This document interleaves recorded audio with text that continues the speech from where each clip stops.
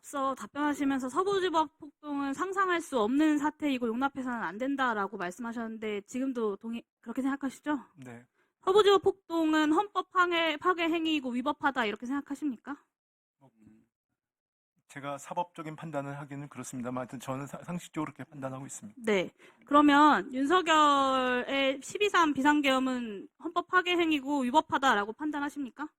그 부분도 제가 여러 차례 국회에서 말씀을 드렸습니다. 제 상식적인 판단으로는 그 잘못된 결정이었다고 생각하고 반대했습니다. 위법하다고 판단하십니까? 좀 전에 서부지법 폭동에 대해서는 위법하다라고 상식적으로 생각한다라고 명확한 입장을 말씀하셨잖아요. 그 서부지법 판면에 대해서는 그 당시 제가 판단한 건 권한대행의 입장이고요. 지금도 이 순간 지금 대한민국 대통령 권한대행으로서 말씀하신 12.3 비상계엄에 대해서 위헌 위법인지 아닌지 판단을 좀 말씀해 주십시오. 명확하게. 제가 개인적으로 아까 말씀드렸듯이 제가 가진 그 여러 가지 상식상 이건 잘못된 결정이라고 생각하고 그 강하게 그 자리에서 여기 반대를 했고요. 지금도 같은 생각입니다. 네, 위헌 위법이라는 말을 끝까지 안 하시네요. 참.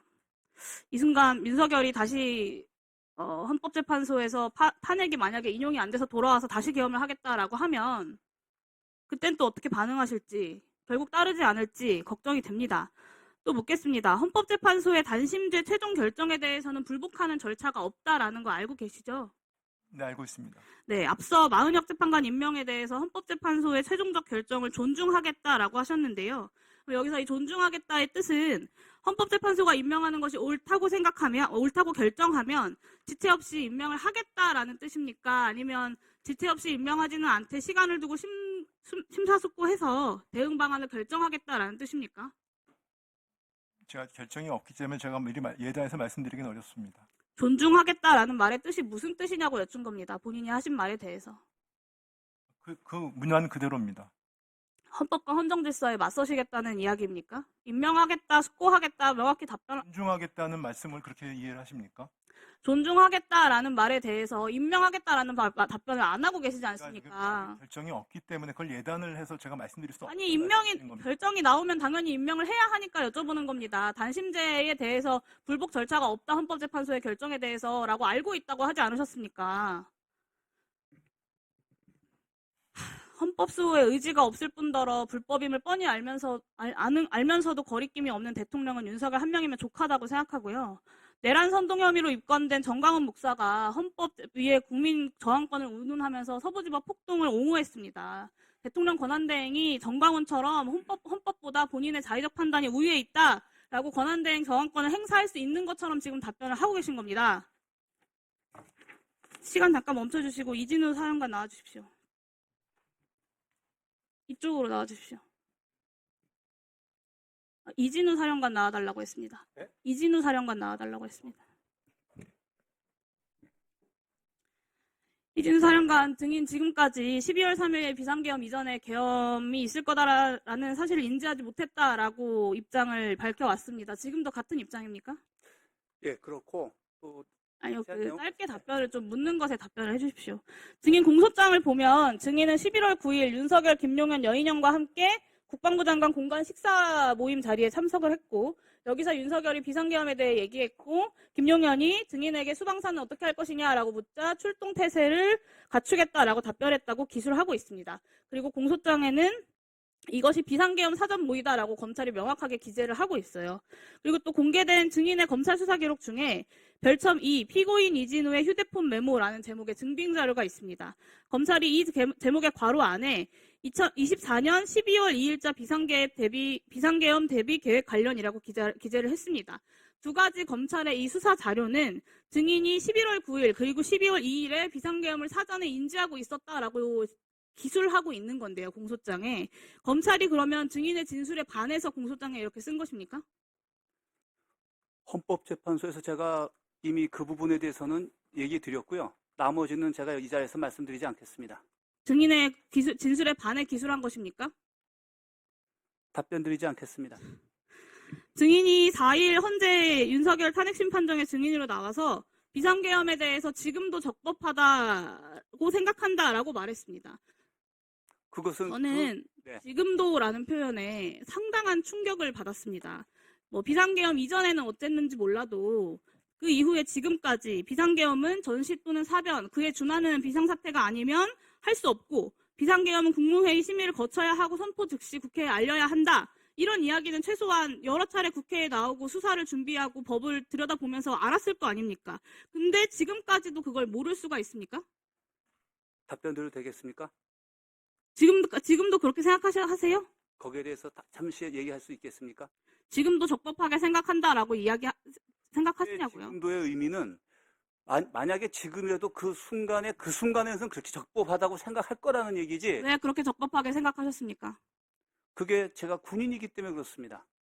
군인이기 때문에가 어떤 의미입니까? 군인들은 그런 판단을 할 수 없다고 말씀하시는 거예요, 지금? 설명을 드릴까요? 아니면은 그냥 네라고 대답을 못하고 설명을 해야만 되는데. 법률 전문가인 검찰총장 출신의 대통령이 그렇게 판단했기 때문에 나는 적법하다고 판단했다라는 것 아닙니까?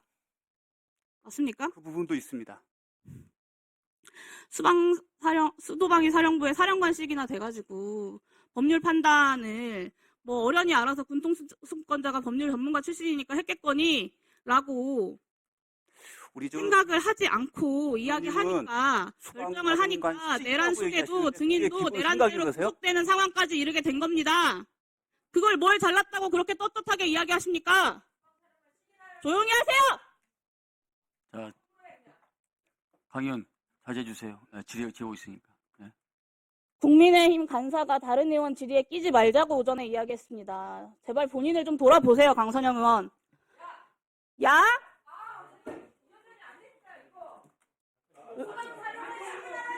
수방실험생 사람과 시기나 돼서 그랬지 그러면? 일반 서명이 그랬어? 강 의원,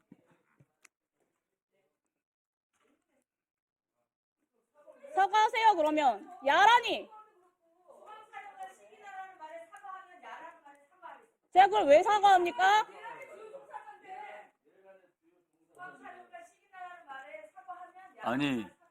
아니 지금 한기 의원께서 말씀하시는 것이 지금 아직 마르지도 잉크도 마르기 전에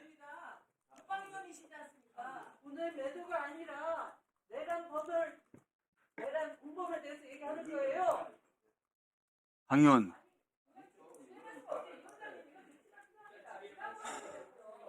가만히 있어봐요. 아니 그러니까 강 의원이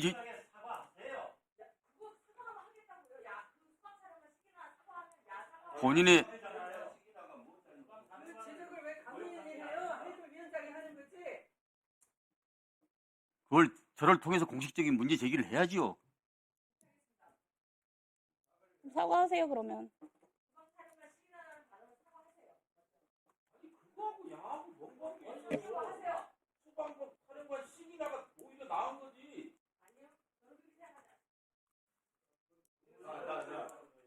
강민현이 내란 공범의 변호인 역할을 하는 거예요. 국정조사위원인 거예요. 야가 뭡니까 야가? 강 의원님, 그걸 옹호하는 거죠. 강 의원님 그 국군이 잠깐 계세요. 강 의원은 여군 중에서도 장군 출신이십니다. 그것도 투스타 출신이십니다. 인내할 수 있는 방법이 또 인내를 해왔고요. 근데 그걸 못 참아서 이렇게 하면 되겠습니까? 자, 말끔히 정리하고 갑시다.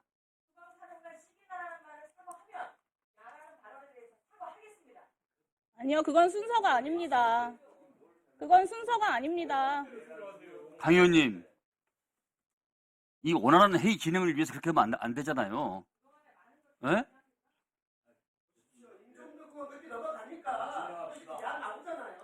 진행할 문제가 아니지 않습니까, 간사님? 이거. 자, 공식적으로 여기서 문제를 매듭 짓고 갑시다. 얼른 이 문제에 대해서 공식적으로 말씀하세요. 사과 말씀하세요.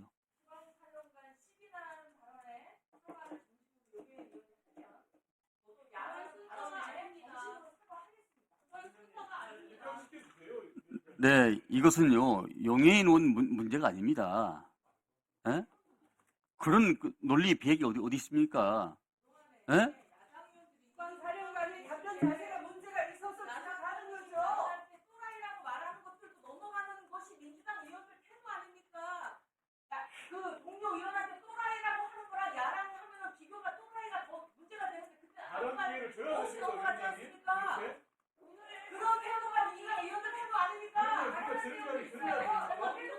자, 아니요, 말씀하세요. 예, 주세요. 예, 예. 저희들이